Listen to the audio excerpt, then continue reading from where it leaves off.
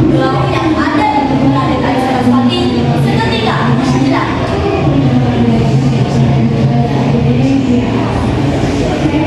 Wah, kulitku jadi harum lagi. Lihatlah, lihat kulitku yang berseri, indah, anggun dan mewangi.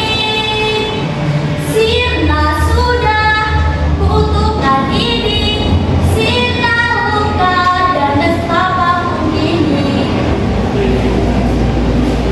Wah, mudah bagiku untuk menyembuhkanmu. Perkenalkan, aku Srogo. Siapa gerangan putri cantik nan jelita ini? Tuan Srogo, terima kasih sudah menyembuhkanku. Aku Saraswati. Sesuai janjiku, mari kita ke rumahku dan menikah. Singkat cerita, akhirnya keduanya pun menikah.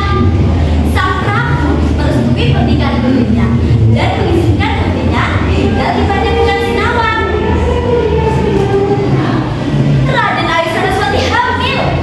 Srogo ingin bertapa agar kelak anaknya menjadi orang yang berkenan.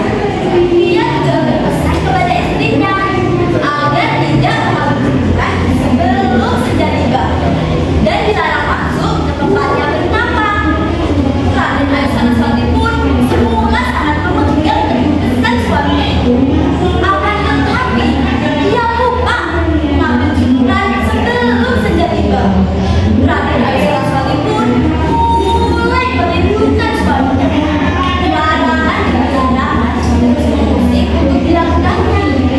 Suatu hari Raden Ayu Saraswati masuk ke tempat suaminya bertapa.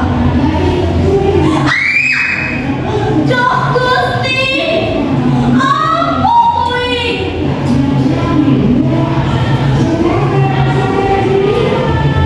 Dimas, aku Srogo, suamimu.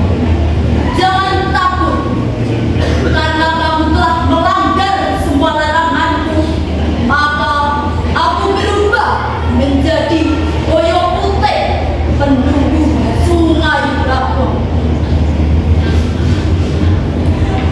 Maafkan aku suamiku karena tak hiraukan laranganmu. Nasi telah menjadi bubur. Kelak kalau anak kita lahir, beri nama Menak Sopan.